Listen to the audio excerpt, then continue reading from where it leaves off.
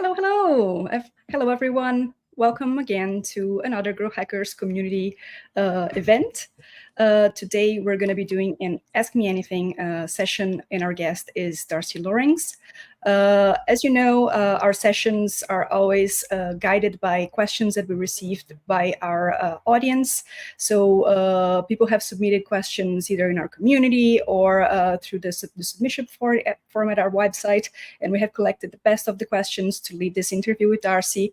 I also have a special guest today, who's Bill Frenchy. He's going to be your main interviewer and moderator in this session. If this is your first session at Growth Hackers Community is all about driving business growth, whether you are a founder, a head of growth, a marketer, a product manager, or are you working directly with experimentation. So if you haven't joined Growth Hackers Community yet, go to www.growhackers.com and join today. There you're going to be able to see all our future events. You're going to be able to just register with a click instead of having to sign up in a form. And you're going to catch up with all of our next events, past sessions, and all Growth Hackers has to offer with helping each other and sharing knowledge with each other. So today we have Darcy Lorincz. He's going to introduce himself in a second. He is the founder of Creatraction. It is an AI company that he is the founder of, and it is a company that puts together the creator economy with the automotive industry. He's going to be sharing that a little bit about that project and his background. And then we're going to be discussing a lot of stuff today, like his journey as a founder and his role in growth. And also, we're going to talk a little bit about AI and also a little bit about influencer marketing, because he's all into the influencer marketing and he has a lot of knowledge to share. So if you have questions along the way, please pop it here in the chat. We're going to try to get to all of the questions during the event. And with that, I'm going to leave the stage for Billy and to Darcy. Go ahead, Darcy. Tell us a little bit about your background and a little bit about your work at Creatraction. I'll try not to go all the way back to the Middle Ages. So actually, my marketing background is longer than I'd like to remember. My father owned an agency, and I was in the 70s cutting and pasting literally with scalpels images and putting them into these magazines and newspapers and places that people were advertising. So cut paste for me is really cutting and pasting, taking big books and making it. So I appreciate the history a little bit, and hopefully some of the people remember that. We were in film, we were in all kinds of analog things. So I always looked for ways to make things better, faster. I went into engineering, not into marketing. Ended up in network engineering. Was in the first class in my university that offered computers. So I saw an opportunity there. I actually picked the class because I had an Atari at home with playing Pong, and I thought it was cool. And I didn't realize that was setting me up for a lot of interesting things in my future. I went through that engineering, got out, got right into networks, built a lot of things, and just looked for same thing, problems that you could solve with compute. And the computers then weren't like they are today. We could all have them in our pocket. We have more power in our pocket than we had in an entire room of computing back then. So people don't really appreciate what that journey was, but I was on it. I learned pretty quick that engineering was just repetitive, and once you fixed a few problems, like we took drafting and made it CAD, we took the abacus and the slide rule and made them into use calculators. So it was things that just seem natural today, back then weren't. And we went through those journeys, and I just started to learn how to fix those problems and find, put time back in people's days and try and create more profit, that things were broken and fixed now with these new workflows. I got into media in the mid 90s, I guess, when I realized that networks could carry media. And we solved a lot of problems. We built a global network. I was one of the first employees putting fiber in the world, in the oceans and across land. And at that time, I realized we were carrying a lot of what used to be on satellite and in cans of film. We fixed a lot of problems. Digital started to become something. There was Telecommunications Act of '96, boring stuff, but changed the world. And most people don't realize that broadband today was because of what happened in those days. And the things we take for granted online and cloud are still in data centers and on networks. But when I saw media being able to go that way, we founded one of the first content delivery networks and media companies. Was spun out of the large public company and became a company called Origin Digital. We were acquired by Accenture. I spent probably most of the good time in a couple of years that I probably could have spent better, but ultimately that decade of time was during those transformation times. Streaming wasn't a thing when we started, and we made it a thing with sports and entertainment and motorsports, and especially action sports. Red Bull wasn't a thing back in those days, and we fixed the problems. And I actually met Bill on that journey after I retired from Accenture when we were trying to really fix motorsports and music and bring concerts and fast moving cars online. We also got into gaming. GT Academy was a thing. We were taking gamers and making them into race drivers. But on that journey, there's millions of kids that were playing games and became interested in brands. So the marketing part of it came back full force, using gaming to reach young audiences to find new buyers for your products and use marketing tools in games to do things. I did that for a while, and that's where I started influencer stuff, because these young kids that had a lot of followers, early days of social, they were just eyeballs, and they get paid a lot of money to do things, and they were asked to do things, and they weren't doing things. So the ROI wasn't, there for the people that were trying to figure it out on the marketing side. So we had to build measurement tools and things in the network that listened to these conversations these young people were having with their audience. And we started getting the feedback, and that really helped us to bring more sponsors and advertisers into this bridge between the esports, competitive gaming, and the real world. I did that for a while. For some reason, I went into the auction business for a while for automotive auctions, and I was a CTO of Barrett Jackson before I founded this company. And I guess it was just to fix problems, a 50-year-old business that can't give it out of its own way because, people running it are still living in the 80s. But, that's the things I look for, what markets need help. And AI has definitely, picked up a lot of slack in that. And everybody, if that's interested in AI or knows about it on this call, knows that it's moving faster than a freight train. So that's me. I mean, there's lots of other things we can talk about, but let's get into the questions. Okay, thank you for that, Darcy. So thanks for sharing your professional background. A lot of folks on this call, like yourself, are founders of small companies. Can you talk about some specific challenges and insights you have as a founder? Take it from ideation to go to market to ultimately getting to scale. Yeah, I don't have any lack of ideas in this brain here. So it's, and I'm sure most founders are creative people. They, do the same thing. I look for a problem to solve. Don't look for technology until there's a problem to solve, and then try and fix it with, doesn't always be technology, but it's people and technology. And I always put people first. Find the right partners and people really, is the kickoff. And having a culture, even early days, even if it's a few people that get along, that don't all are different, they need to do different things, but you all need to wear different, multiple hats. I learned, I guess, early and probably more at Accenture, have a structure. Don't just randomly think you're going to make your way through and you're going to find something wonderful and everybody tells you it's a great market and you're just going to make it. That's not, not the case. Things don't happen by accident and luck. They happen by planning and by structure. So, I'm a believer in an operating system, in a culture, in a vision, in a statement, and everybody being in the boat rowing in the same direction with a lot of different talent in that boat that can do the things.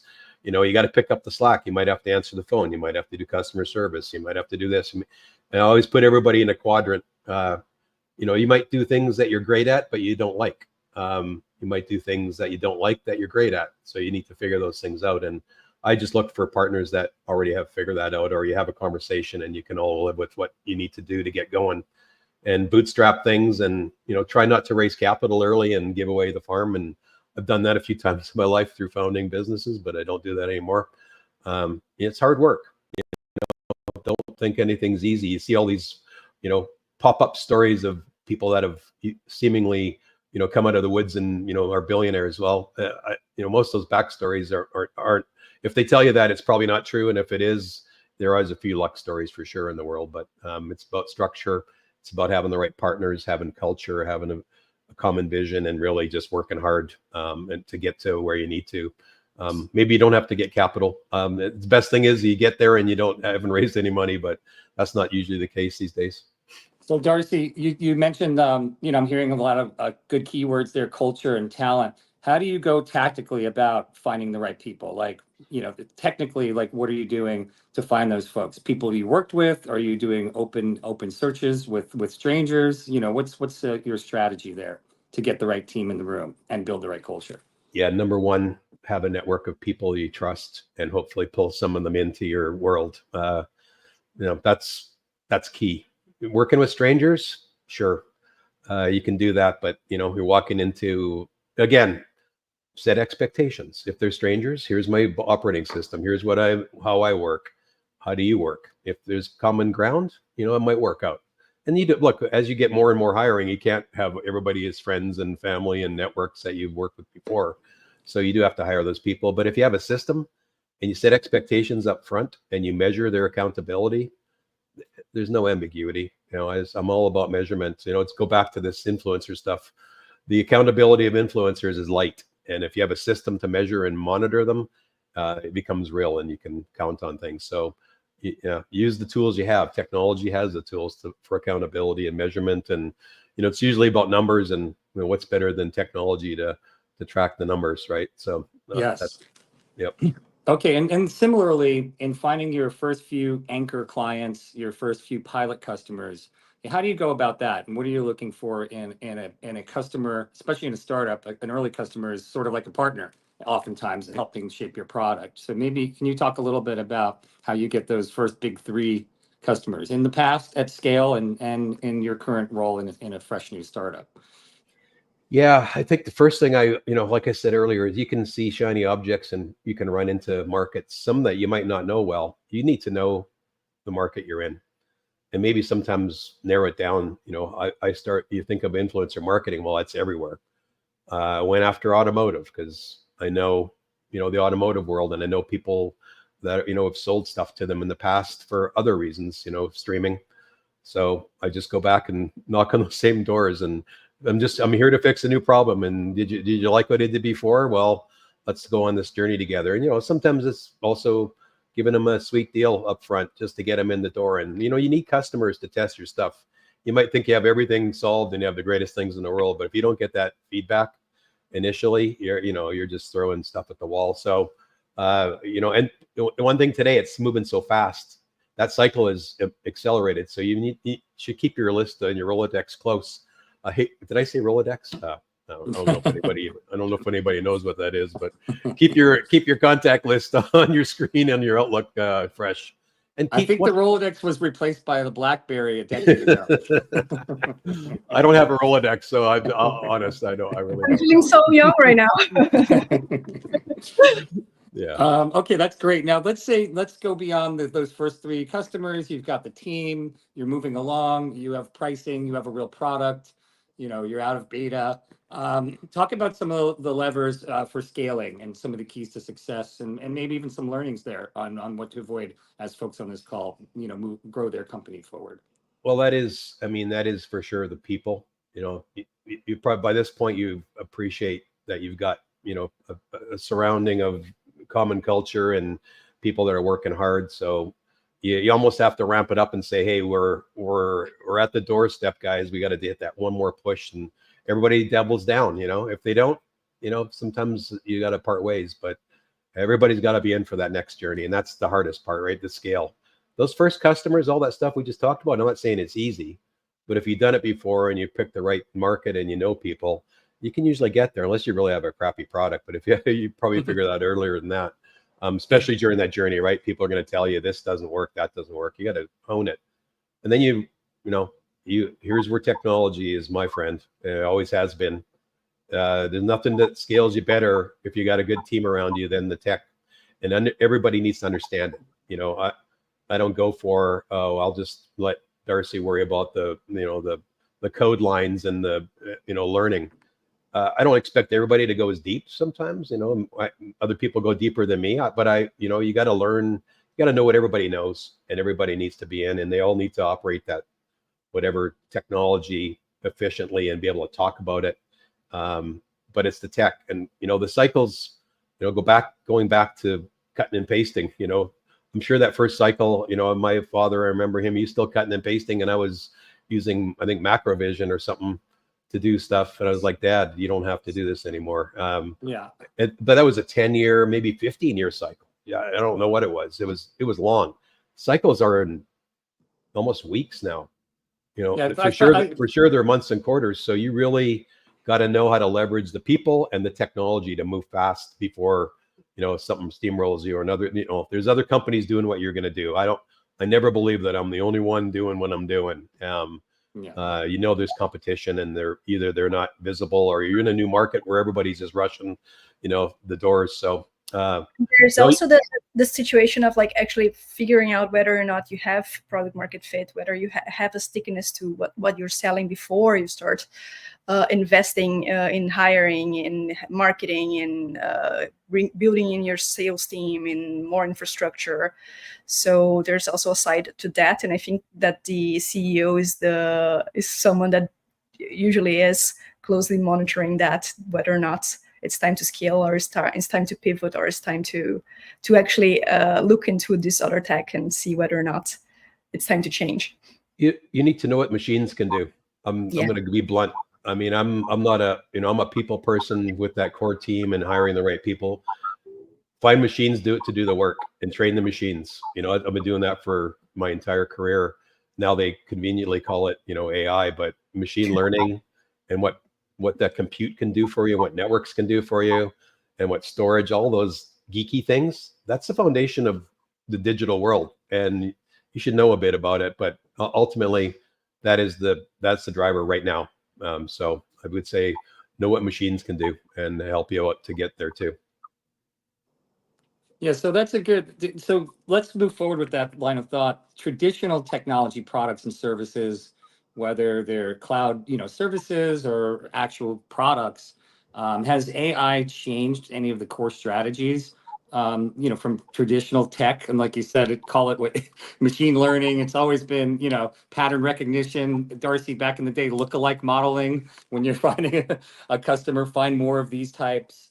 Same with influencers. AI really, what is AI, quote unquote, as it is today, changed in that world and that terminology that's been around for a while? Yeah, look, I don't want to throw developers under the bus, but I don't need to rely on their little world and their closed little. Most people you'll hire there are going to have some secret. Machines have no secrets. They'll just do what you ask them to do, and they'll run it. Doesn't mean the end product, you still don't have those people doing it, but you can iterate so fast now with machines. I mean, if you look at generative AI is a good example, and it's not ready for prime time on feature films yet, but advertising 30-second clips, you better learn it, because if you don't know it, your job is at risk. So that it's generating that, it's happening. So you just look at those two, the development cycles and the R&D is, I said earlier, it's weeks, it's months. If it's quarters, you're lucky. So that acceleration, you got to be prepared for that, and you got to be equipped for it.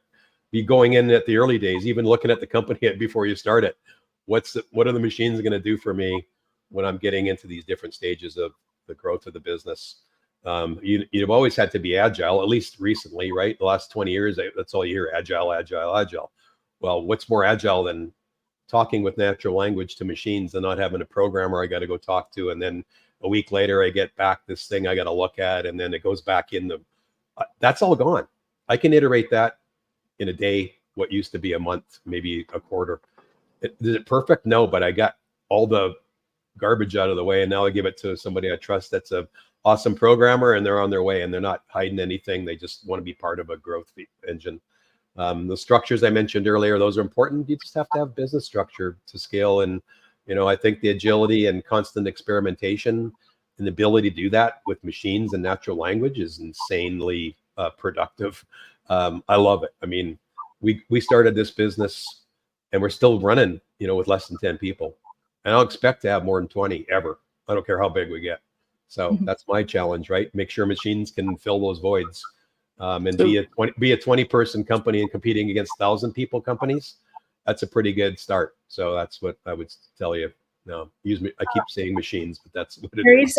There is a question from the audience. It's a bit long, so I'm going to read it out for you and also put it in the screen. I think it fits pretty well with this whole big company and small company situation. How do you approach staying competitive when you're first to market with an innovative product, successfully creating a niche within a broader market and securing adoption? But he continues. By major North American brands, only to have large multi-billion-dollar companies enter the space and attempt to squeeze you out through AMA and aggressive competition. So how do you keep in the market with all these pressures from larger companies and AMAs and acquisitions? Do you have any insight on that? Yeah, I'll actually go back and use a couple. So Accenture bought my company because we were exactly having that issue. They were telling everybody they could solve problems, but they bought us because they couldn't solve the problem. They realized when they got into it that they needed something special that we had. So don't assume what you're building is, you know, like I said, that is the people that are thinking about what you're doing, but they're moving slower. So you got to move fast. You got to acquire those companies and customers, that are going to, you know, help you defend against it. You know, they're going to go after multinationals. They're going after bigger fish. It doesn't mean you don't go after them, but solve problems for the little guys. That's the guys. Companies that need help in marketing right now you're not going to compete with Y&R to go after a mom and pop shop. In fact, they're not looking at them anyway. We ignore, you know, small, medium businesses. So I'd say if you can stay in that lane, you're going to avoid the big boys, unless it's a software that comes over the fence. And look at AI.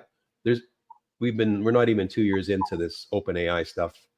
And I've seen wrecking yards of entire industries during that time. People just circle around that there's generative AI tools there, and I'm going to build something it doesn't do. Well, you can count on that big tech company that you're just using their tool to solve problems with that tool once it's adopted. Don't do that. Don't wrap around something that's already a big tech thing. Go find another problem to solve. I'm serious right now. If you try just wrapping, just go look at the wrecking yards. It's thick and deep. Chat GPT came out. Everybody's, yeah, we'll build these GPTs. It wasn't called that then, but we'll figure out how to use it to solve these little industry problems. And then they have the GPT store and wiped out, you know, hundreds of companies. So you need to find a niche that you know. You need to have relationships. We talked about that. And those already are defensive against just some tech platform that comes in there. You got friends and customers that rely on you, you know, and you're in the sweet spot of maybe a smaller industry sector or a, you know, small, medium, even, you know, average size enterprises. They're not getting solved first by these big boys, and especially the big consulting companies. And look, there's exits. If you're not thinking of an exit when you start a company, you're doing something wrong. So get there first, solve the problem, get some customers, roll your company, go do something else. I mean, there's a few ways to think about it, but that's my opinion. I'm never afraid of the big companies. Never have been, never will be. Sometimes you win, sometimes you lose, but don't wrap yourself today around technology and that's your only defense. You've got to have some intellectual property and people that really can get you fast into the market. That's great. Thank you, Darcy. So can we switch gears a little bit into getting into specific influencer marketing technology and strategy? Maybe we could, you could give some general advice on how would you pick an industry, or maybe the audience could chime in here and throw out an example or two of an industry. Or Darcy, you bring one up in the meantime. Say, here's how I would approach finding, measuring, tracking, rewarding, you know, building the right system around an influencer marketing campaign or strategy, if you will, for a given vertical. And maybe you can start with one that you have domain expertise in, or pick growth hackers. If you were going to find influencers in growth hacking, you know, to build upon that audience, like how would you go about it? Well, you know, I'm not going to make this an ad for our company, but that's what we do. We found all the things in all the places where creators and influencers are. And let's talk 1 second about what that is. Most creators are influencers, not all influencers are creators. So you need to look what they're doing, not just that they've got followers. That means very little to me today, except that I can convert more of their eyeballs. But in general, the eyeball business isn't what I'm into. I mean, if you're in advertising, maybe you can still sell eyeballs, but you need to sell conversions and activations. You really need to know what they're doing, but more importantly, what their audience is doing. And the measurement tools, there's lots of stuff. Like, I'm not saying I was the first one to do social monitoring. There's plenty of tools. There's tools everywhere, and there's people that can use them. We took all the tools and we made it one platform. Doesn't mean we got APIs, so you can have those tools can still be there. But most of the time you look at it, you got people that run the tools. And those people, they can scale if they learn how to use the right tools. We don't want to, discourage people from learning tools but you need to learn AI, because that's where you're going to scale your platform. Influencers all have a voice. They're all out there in public. If they're not in public, then they're not influencing. They're not creating. The creators are obviously good at content, and content's still king. And actually, if you look at research, the number one reason you're using influencers and creators is for content. The number two is to sell shit. Sorry for the language. Sell products, sell your service, right? Those are the two top things. And creating content's number one. And your company, you may have a couple ads and maybe you have your own creative talent, maybe you have an agency. These are the ones that are creating viable content, and they already have a following for that content. And if that content speaks to the audience that you want to reach, that's the perfect person. And that's what you have to do with these tools, is find that voice that represents what you want to do. You're going back to deep searches, and you're analyzing audience, and you're doing the things that we all know we can do, and there's tools for it. Look for a platform that aggregates those tools, so I don't have to have 20 tools and licenses for all these products. There's more and more growing that way, because we're a managed service, so we don't make customers hire people to run tools and throw licenses over the fence. I believe managed services are where this is today. Tools, you go back to word processing and that stuff. That stuff has always been that way, right? Whatever you're doing with the tool, you're using it 5-10% of the time. So why do you license it? Let's find somebody that knows how to use it 100% of the time and takes us on a journey. And that's what's happening in this space. And so a lot of the audience members have heard, Chief AI Officer Chris Daigle has done some great talks and workshops on the Growth Hackers platform. And one of the things he brings up, which is, we're going back to the analog stuff, there's human intervention steps along the AI workflow and the AI tool stack. An example would be, finding the right influencer, but then negotiating a deal with them. AI is not going to, help you fill out a performance services contract, for example. You're going to have to talk to that person, right, and structure deals. So maybe can you talk about some tips and insights on, the human intervention steps along that journey of creating a successful influencer program? I mean, first of all, it hasn't changed. It just means the tools you have, the AI lets you do more. So instead of managing 3 accounts, I can manage 30. The human's still there. What you just said, by the way, there are tools to create. The whole legal industry is in chaos, because what do? They do research. You still need a lawyer, but I don't need 50 analysts telling me what the law is. I just ask AI to tell me all the laws that ever applied to what my case is or my document, and boom. I mean, even if you go online and form a new company, all those documents, you think you're talking to people, you're talking to AI agents. So maybe I'm a little contrary there, but AI is definitely helping you scale your human voice. People want to talk to people, but behind the scenes, I want to do things 10 times faster. That's the machines doing the work. We're having this conversation. By the way, I have an AI agent that does Zoom calls for me now a couple times. I've tried it. Is this actually you? Or is this you, or is this one of your AI guys? It's talking? not there exactly yet, and I can tell my fake guy from me, but I'm telling you that's not far away. So look, it's still humans, and it's those relationships. AI doesn't know about emotion. When AGI comes out, we'll talk about that. That's on the horizon. But the emotion and the relationship and us knowing, just recollecting, a conversation we had or whatever. And especially with these influencers, they tend to be younger still. They need some adult supervision. So there needs to be an adult in the room. Hey, you didn't do what you're asked to do. The brand's a little concerned. What can we talk about? What we need to do next? In the contracting process, of course, negotiating. I mean, yeah, I'm sure machines can probably carry some of the weight, but you still have to have a person doing that. And the legal world still says you got to have a lawyer, so that's not an AI machine yet. So there's definitely relationship management. There's conflict resolution. Believe me, you're going to run into a lot of that in creators and influencers. They find, they're on their own. I mean, that typically in lone wolves that have a huge following and they think they know the world and they'll do whatever they want. And a lot of times, and you got to reel them in.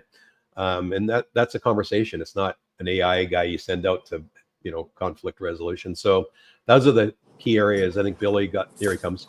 So, I would say that's the human touch, and machines are helping you because they can do the work while you do the human things and do more of the human things, which, we should all learn to, be a little more human in our business relationships. Billy, you are upside down here. There's a question from our audience, and it is about so there's a lot of people in companies, especially in the B2B realm, that have never tried influencer marketing before, that don't even know how to approach such a strategy. How do you even go about finding your first 3 influencers to test out? How do you go? What criteria do you use to select those guys? And how do you even approach them?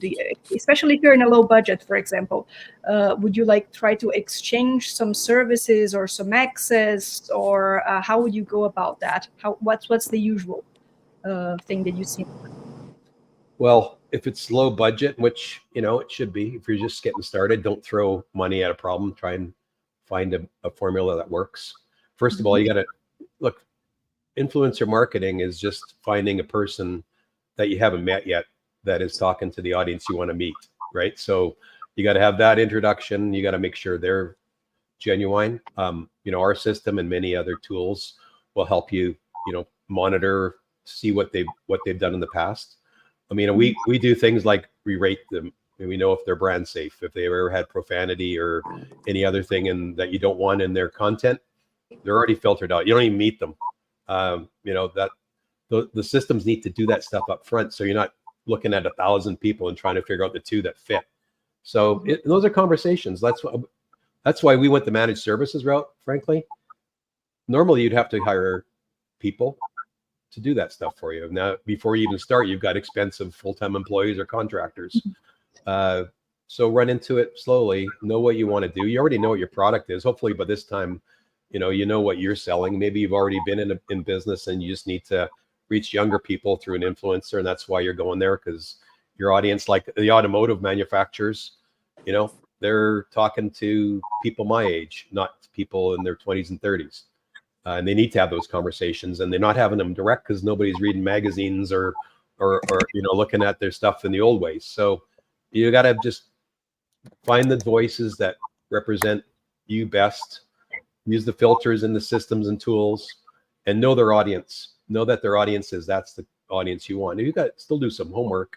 You should already know your audience. You just need to know how to scale it and use influencers to do that. Most companies I bump into think that they have this great following, and then you go dig into their own website and their own outreach in digital, and it ends up being pretty low, especially on activation. They think because they got tens of thousands of followers, that's the answer. No, it's not. You got to measure if they're actually doing something. So that's beyond just seeing eyeballs and using those tools that all of the social networks love you to think that their network's giving you eyeballs, because then they can charge you for it and pay for it. And that's not the answer, in my opinion. The answer is measuring everything.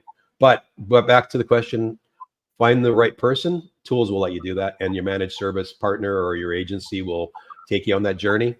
And then make sure you understand the audience and start testing your message. Darcy, could you get one more step more granular around what would the metrics be for an influencer beyond, because we spoke about this offline. Sure, you've got 10,000 followers, but they don't do anything, beyond likes. How do you get a little more below the surface, a little more where the rubber meets the road in terms of what you're looking for for an influencer to perform? Yeah. Well, I think everybody should appreciate on this call in marketing for sure that you can know a lot more about audience than most people would like you to know about themselves. I mean, finding data about what you do and what you do when you're not following an influencer, I know all of it. Our system, machines do. So, knowing the audience and why they're following that person, and actually seeing that they've done a transaction. Like there's a form on a website or on a social media page that influencer has stood up, and that page has actually been filled out and gone through. We can track all that, even if you're behind a paywall. So sorry, paywall people. So you need to be able to track that conversion. You need to be able to know that their audience is there. You need to know that their audience isn't negative about them. Lots of influencers have a lot of followers, and they follow them because they're doing stupid stuff and they're not really genuine. So I mean, we measure earned media value, we measure authenticity, we know if they're brand safe. We do all that stuff. We use the industry standard calculations for that, and we give that to you. You don't have to go do that. It's part of the first discovery process. There's a funnel. Here's what I want to know. I'm in a general industry and I'm selling this product. Tell me everybody that has a voice in that lane. It comes back with them. You might get back 20, 30,000. We're about 58 million meaningful influencers, creators out there. There's over 300 million that think they are. That's a lot. You need to get the funnel down, and so you start broad. Here's the industry I'm in. Here's the product I sell. Here's the kind of people I want to reach. We can return that to you, and the machines can find that in seconds. So now I've told the system what I'm looking for, and now I curate it, and I really start applying my campaign and my my culture and my rules. That's a conversation that we just have with a customer, like we're having right now.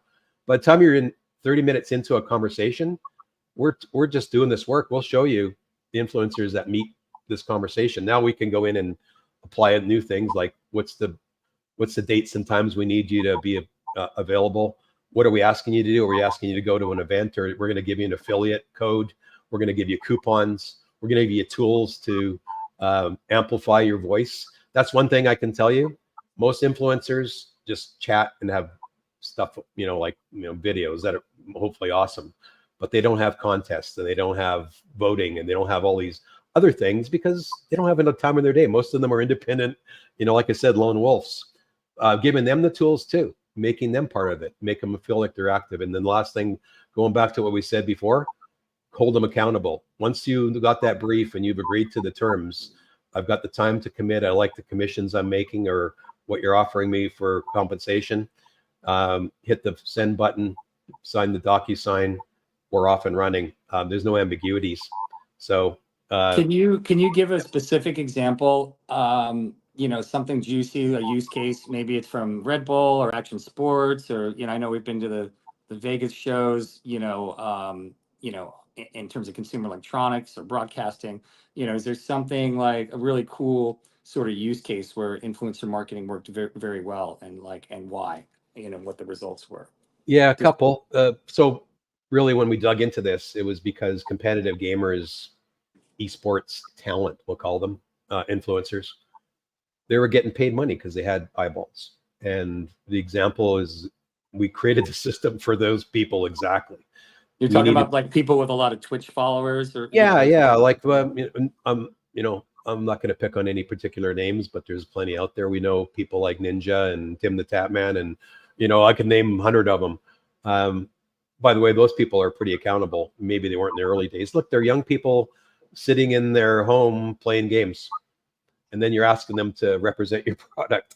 You're selling mouse pads or computers or peripherals, or maybe you're a non-endemic brand and you just want to reach young people and you got an energy drink, whatever it is. They need to do what you ask them to do. Here's a call to action. Hold up the can in a video, do this stuff. AI now, I can tell you in a video, if you held up that can of energy drink, you couldn't. Before that was eyeballs. We had offshore people looking at videos oh yeah, they did that in frame, 55 and we're good. Machines tell you that in 1 second. Did they do what you asked them to do? Did they share an affiliate code with X amount of people? Did they put the form that you asked them to do to join this contest online? Did they get uploads when you did that contest? Those are all measured in real time. So that wasn't happening in those early days. They get hundreds of thousands and some of them millions of dollars. And they were also given them money, which they finally learned that let's just give them barter and commissions. Make them part of the performance, don't throw money over the fence at influencers and creators unless it's high-end talent and you're dealing with an agency and you're forced to do that. Find that group of people that are willing to accept your product or sub-commission and do things on a performance basis. And look, influencers and creators are better today than they were then because these tools are there and they know it. And they know when they're working with us, if they're not accountable, I'm in real time getting a message that says they didn't do what they're supposed to do today. Back to your earlier question, let's have a call and understand what's going on. Maybe you're busy. Maybe you got sick. I don't know what happened. Let's have a conversation. If you just say, I didn't get around to it, I'll hit the big red eject button and you're out of the campaign because that was part of the deal, right? So, you got to, it's different in different industries. You so the monitoring could be a challenge as well, especially if you say your company wouldn't grow past 10 or 20 people, no matter what the scale. I guess you're counting on machines to monitor, or like how would you enforce? What's the there's the law, and then there's the the practical enforcement, right? So how would you monitor all that and pull the trigger? Privacy aside, when they sign the contract, I know everything you say and do, and every frame of video and every second of audio, and I monitor every part of it. I know every time you said my brand name and how many times you said it, and every minute, every hour. I know if you held up a can of Coke, if I'm a Coke company or some energy drink. I don't usually use brands, so sorry, I do drink Coke. But AI does that. We could only do so much back in the day. We'd have. So you could do if you did have a performance contract, you can effectively do metered billing, is what I'm hearing, right? Yeah, or metered performance pay. Performance, yeah, absolutely. Like part of the contract is every day you're going to do something that I'm asking you to do. It's product placement. You're going to make a shout out. How do you monitor if I just said your brand? If that's all you ask them to do is do shout outs, you're way underwhelming. Let's get into it deeper. Make them put a contest up. Make them put some things in that engage the audience.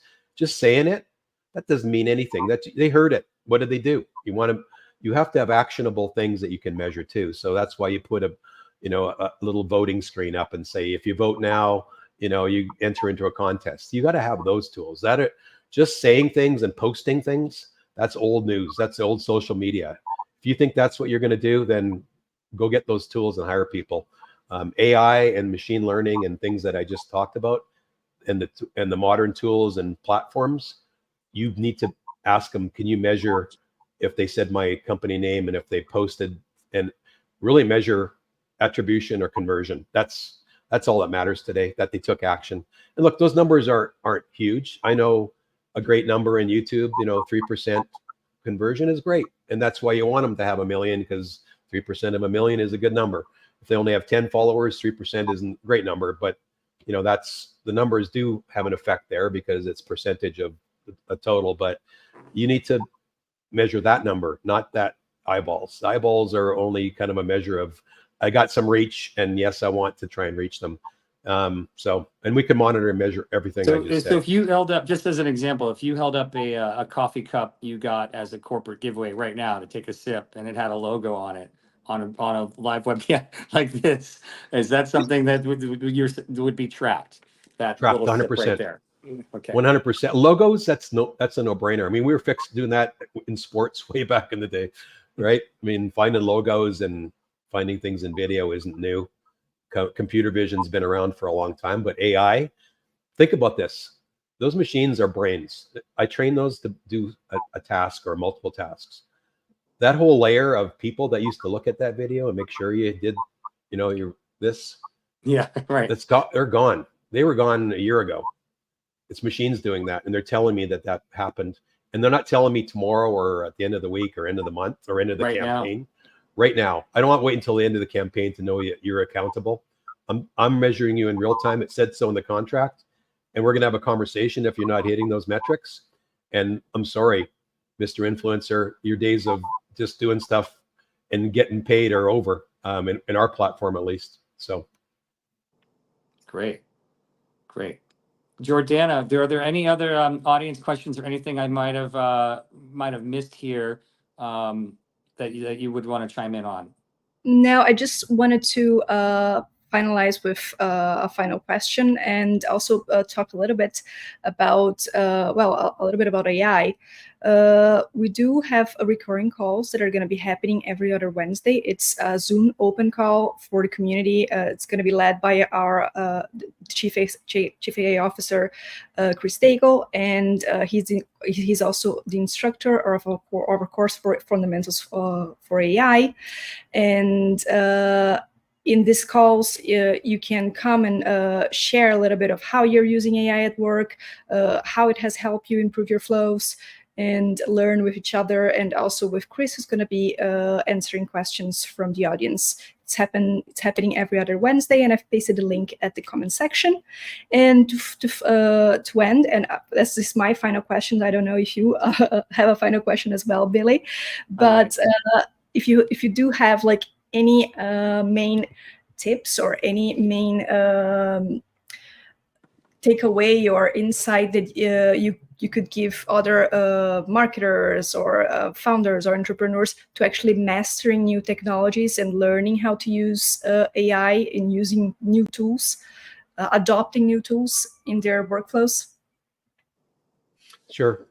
I'm going to separate tools and machines for 1 second, because I haven't said this, but this is a little geeky. You need to go deeper than the tools that are just popping up every day, and avoid chasing everything.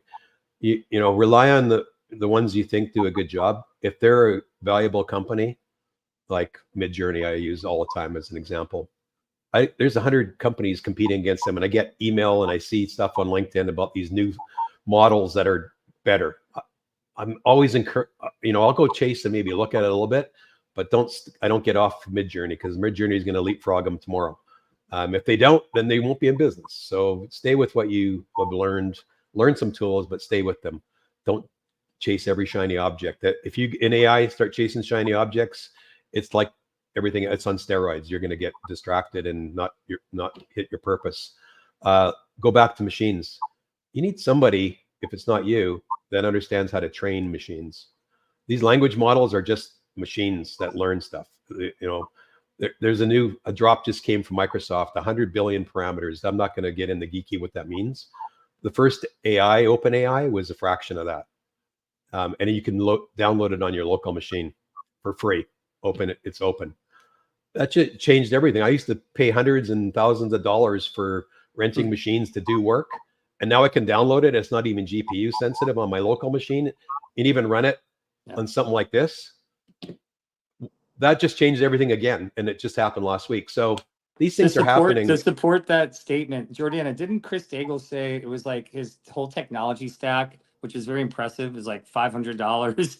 Was it a month or a year? That's about right. Yeah, You're going to be about $500 a month, and even including owning your own, version of this language model. And there's going to be more coming out. I mean, you can download a few others, but I can say, have somebody that understands that depth, even if it's a friend, family, somebody else. But usually in the company, you have to. If you're not at that layer, the things you're doing at just getting tools and chasing tools around, those are good for productivity, but you can't sell that. You can't sell, ChatGPT. You got to use it and be more efficient in your company. What you got to do is understand what the language model can do in the industry you're in. Take all the data from an industry like we did in automotive, everything that everybody ever said about cars and trucks and racing, and load it in. And now it talks to you like it's the biggest expert in automotive. That's the stuff that really shines. So that's what I would recommend. Learn the depth of things too, not just surface. You'll be successful. If you just stay on the surface, stack, right? There's lots of battles in the surface. You're below ground in those caves, learning that stuff. You're going to be fine. No matter what the battles of technology up on the surface of these, these things you hear about in the news every day. They're all great, but tools are tools. Understand the technology, understand the language models, understand what they can do, what they have different language models for different things. Some are better at doing image processing or now video stuff. So whatever you're trying to do, learn that, have somebody that you trust that can, keep you in that center. So Darcy, you talk to machines very well. I know this firsthand, and it's true. How would you, somebody who understands their vertical, let's say listening on this call, they understand their industry, their vertical very well, how they become a good prompter? How do they train their own, technology stack to be an expert? Like, what's the right way to be the AI whisperer, given that they may have expert black belt skills in their industry? But how does that transition into talking to the machines the right way? Yeah, well, natural language for you. That really was the other thing that happened in November 22nd of 2022 is natural language processing. That was really the big thing, right? You're able to talk to machines, not write code lines. Changed everything. Now I can have this kind of conversation. But you said prompts, so my conversation needs to be structured still, because it's still structured. That's what the machines are waiting for. They can translate this conversation into something. Find people that are in your industry. If you go on the LinkedIn, you're going to find somebody. Just do a search on your industry and hit AI behind it. There's lots of voices, and actually, there's lots of people that are really generous to share their knowledge. You don't have to get in the pits of things. People have already taken some of these journeys. This guy Rory Flynn I follow for Midjourney, he's in there deep and he's doing stuff, and he'll surface prompts that you can take and make them your own. He's not trying to hide anything. That's why I said earlier, the days of shielding yourself and hiding in your room and programming and nobody's going to take your job, those are over. And these are the kind of people to follow. And then look, take some time to learn prompt engineering. Learn it specifically for your industry. What's the keywords and what are the things you need to, and what is the model looking for? That's what I said earlier. If you take a couple of weeks, go hide in a cave, you come out as an expert on prompt engineering, promise you. It's not even as hard as it was 2 years ago, because there's actually prompts for prompt engineering. So you can say, can you take this prompt and make it better, right? So that didn't happen. Prompt to ask how to be a good prompter. You can prompt how to be a better prompter. So, but do that key prompt engineering. It's not going to go away. You're still talking to machines, and the better you get to, translate your sentence and your paragraph and things you want, like I'm talking to you, into more structure. It's not changing much, but you have to tell it if you want to get an image, tell it what kind of camera it should behave like. Tell it what kind of focus length. If you're a photographer, you should learn all those. You should already know that stuff. What's my f-stop on my camera, and I've got a Sony, DLR. You tell it to be that, and it is that. It'll take that picture exactly like that camera. If you know the language. So if you're a photographer, get off this call and go learn about how to prompt, the AI to behave like a camera. It's the same for marketers. It's the same for every profession. Like, we already have that background knowledge, that structural knowledge of what we want to achieve, and we can evaluate the quality of what we're receiving with a little bit more insight than someone who wouldn't. I think AI is just adding up to what we can do and making our life easier. But of course, it's a hard thing to follow when technology is changing so much and so fast. And I like the advice of sticking up to your trusted tools. But it's also, I'm a big fan of always trying new things and trying to learn new tools, and but it can be a little bit distracting. I completely agree. The 5% or whatever number we use of our brain, AI and machines open up more. I can talk and I learn. Every time I get a response, I'm like, I never even thought about that. And I can ask it again and it gives me another response and a little different. I'm like, wow, I would have thought of that, but I didn't, because so the machine, like my machine right over here, I trained it. It has everything I ever learned and ever talked about and ever did on social. I know you probably, the Rabbit R1. My Rabbit R1 is me. I can talk to this and ask it anything I ever did in my life, and it'll tell me. I don't have, when I get, dementia and Alzheimer's, I'll just bolt it on my brain and it'll talk to you. So that it's, that's it. I think you have to get in that depth and get deep on it. You just said the right thing. You already know everything you want. just know how to talk to machines to get that out of them, and you're on your way. All right. I think that's it for me. Bill, do you have any final No, questions? I think that's great. I think Darcy, if you could join in when Chris Daigle speaks on Wednesday, I think you just as a as a guest, as a participant, that'd be great. Absolutely. And yeah, Jordana, if you could put that up and send that as a follow-up. And Darcy, you okay sharing your LinkedIn if folks have any questions for you? Your LinkedIn link. Yeah. Share it here, you mean? Yeah. Would you? I can send it Jordana here. can do it. We're just Okay. asking, are you okay sharing your LinkedIn? Oh, No worries. absolutely. Yeah. Please ask me any question on LinkedIn. I love LinkedIn. I mean, I'm honestly spend too much time on LinkedIn probably. Yeah, but I think you'd be great if you and I'd love for you to meet Chris on the next call, and Jordana will put that information up as well. Yeah, please. I'd love and to. I'll join as well. Thank you. Thank you so I really much. thank you guys for introducing me to this forum. I love the idea that what you're trying to do for this marketing group, and I think everybody that's watching the things you do is going to learn, like, hopefully some things you learned today. And if you want to get on LinkedIn and ask me more questions, I'm always there. As I said, more than I should be, but I love to talk to people about things. And look, I had great mentors in my life, and I don't mind talking about what I've learned. And that's the goal of the community. It's coming in and sharing a little bit of your experiences. And sometimes people don't really feel like that comfortable with reaching out and asking questions. And this is a great opportunity to have a topic, send your question either anonymously or not anonymously, and have someone who has been there, who has done that, answer that for you. So thank you so much, everyone who joined today. And I'll see you in our next session. It's going to be on next Wednesday with the session about AI on Zoom. All right. Bye-bye, guys. Thank you, Darcy. Thank you. Have a great day. Thank you, Jordana.